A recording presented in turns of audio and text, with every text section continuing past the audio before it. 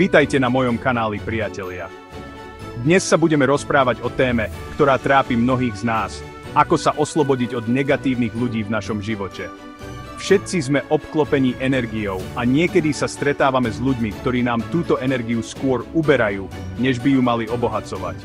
Buddhistická filozofia nám ponúka mnoho nástrojov a múdrostí, ktoré nám môžu pomôcť zorientovať sa v týchto náročných vzťahoch a nájsť vnútorný pokoj. Nejde o to, aby sme sa stali imúnnymi voči negativite, ale skôr o to, aby sme sa naučili s ňou pracovať a nedovolili jej, aby ovládla naše životy. V tomto videu sa pozrieme na 10 krokov, ktoré nám pomôžu zbaviť sa negatívnych ľudí s pomocou buddhistickej filozofie. Verím, že tieto rady vám prinesú úľavu, pochopenie a vnútornú silu. A nezabudnite, ak sa vám video bude páčiť, zanechajte like alebo odber, aby ste mi pomohli šíriť tieto myšlienky ďalej. Teraz už poďme na to.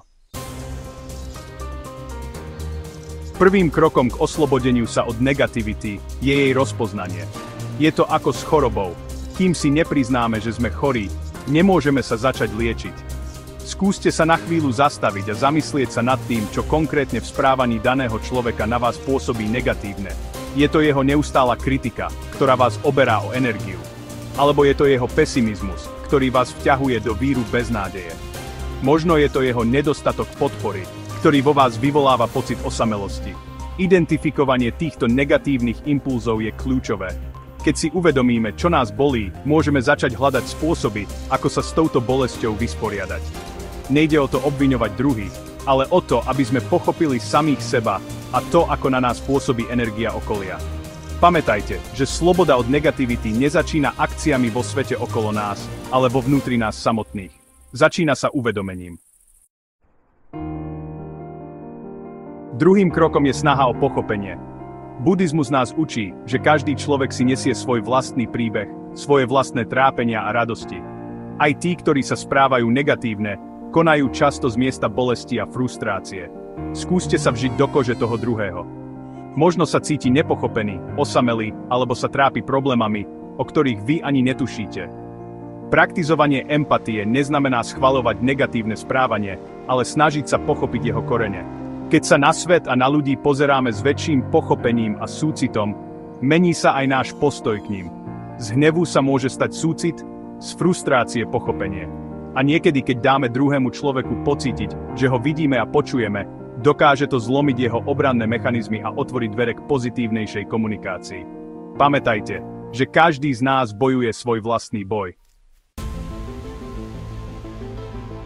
Empatia a pochopenie sú dôležité, ale rovnako dôležité je aj stanovenie si vlastných hraníc.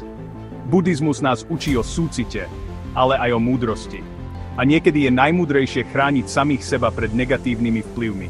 Je v poriadku povedať nie. Je v poriadku znížiť kontakt s ľuďmi, ktorí nám ubližujú, aj keď sú to naši blízki. Nie je to sebecké, ale je to prejav lásky k sebe samému. Stanovenie hraníc môže byť náročné, ale je to nevyhnutný krok k ochrane nášho vlastného šťastia a duševného zdravia. Niekedy stačí obmedziť čas strávený s negatívnym človekom, inokedy je potrebné vzťah úplne ukončiť. Dôležité je počúvať svoje vnútro a robiť to, čo je pre nás najlepšie. Štvrtým krokom je odovzdanie sa. Buddhizmus nás učí akceptovať veci také, aké sú, a nelipnúť na tom, čo zmeniť nemôžeme. Snažiť sa zmeniť druhého človeka je často ako snažiť sa zastaviť vietor. Je to vyčerpávajúce a zbytočné. Namiesto toho, aby sme bojovali s realitou, skúsme ju prijať. Áno, tento človek sa správa negatívne. Áno, je to vyčerpávajúce. Ale bojovaním s týmto faktom sa len oberáme o energiu. Odovzdajte sa prítomnosti. Príjmite veci také, aké sú, a zamerajte sa na to, čo môžete zmeniť. Svoj postoj, svoje reakcie, svoje myšlienky. Keď sa prestanete snažiť kontrolovať to, čo kontrolovať nemôžete, uvoľníte sa a nájdete vnútorný pokoj. Pamätajte, že odovzdanie sa nie je slabosť, ale prejav sily a múdrosti. Piatým krokom je kultivácia pozitivity. Keď sa obklopíme pozitívnou energiou, negativita stráca svoju moc. Zamerajte sa na to dobré vo svojom živote. Venujte sa aktivitám, ktoré vám prinášajú radosť. Trávte čas s ľuďmi, ktorí vás inšpirujú a podporujú. Vytvorte si zoznam vecí, za ktoré ste vďační, a každý deň si ho pripomínajte. Čím viac pozitivity vpustíte do svojho života, tým menej miesta v ňom zostane pre negativitu. Pamätajte, že myseľ je ako záhrada. Ak ju nebudete pestovať a starať sa o ňu, zarastie burinou. Pestujte vo svojej mysli pozitívne myšlienky a pocity a uvidíte, ako sa váš život zmení. 6. krokom je meditácia. Meditácia je ako balzam na dušu. Umožňuje nám stíšiť myseľ, upokojiť emócie a nájsť vnútorný pokoj. Pravidelná meditácia nám pomáha rozvíjať nadhľad nad svojimi myšlienkami a pocitmi a lepšie ich spracovávať. Keď sa naučíme pozorovať svoje myšlienky bez toho, aby sme sa nimi nechali strhnúť, získavame nad nimi kontrolu. Už nie sme ich otrokmi, ale stávame sa ich pánmi. Meditácia nám tiež pomáha rozvíjať súcit a pochopenie, nielen k druhým, ale aj k sebe samým. A práve tento súcit a pochopenie sú kľúčové k oslobodeniu sa od negativity. Nájdite si každý deň aspoň pár minút na meditáciu a sledujte, ako sa váš život mení.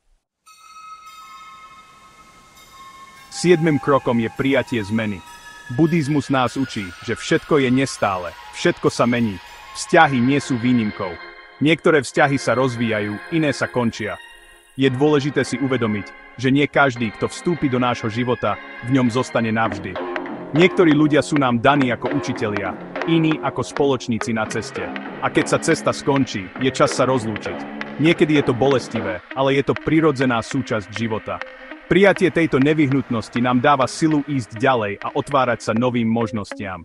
Pamätajte, že koniec jedného vzťahu môže byť začiatkom niečoho nového a krásneho.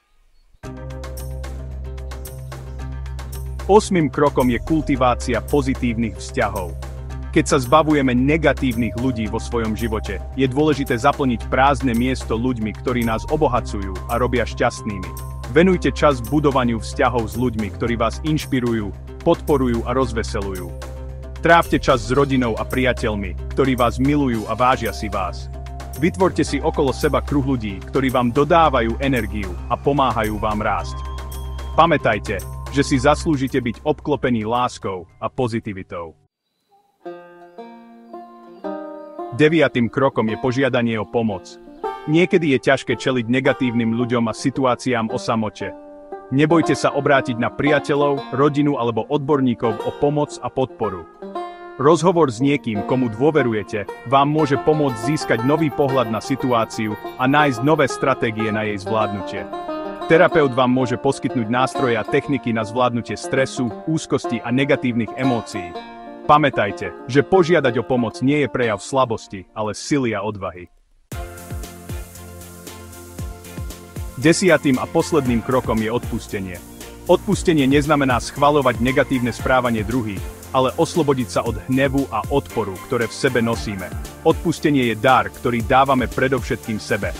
Keď odpustíme, zbavujeme sa ťarchy minulosti a otvárame sa láske a pokoju.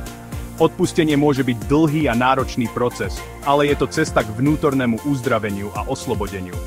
Pamätajte, že odpustenie nie je o tom druhom človeku, ale o vás a vašom vnútornom pokoji. Tak, priatelia, to je 10 krokov, ktoré nám buddhistická filozofia ponúka na ceste k oslobodeniu sa od negatívnych ľudí a vplyvov. Pamätajte, že táto cesta nie je vždy ľahká, ale je to cesta k vnútornému pokoju a šťastiu. Nestrácajte nádej, ak sa vám to nepodarí hneď. Každý krok vpred je úspechom. Buďte k sebe trpezliví a láskaví a pamätajte, že si zaslúžite byť šťastní. Ďakujem, že ste si pozreli toto video. Ak sa vám páčilo, nezabudnite zanechať like a odber. A nezabudnite, že všetko sa dá zvládnuť s pokojom a láskou v srdci.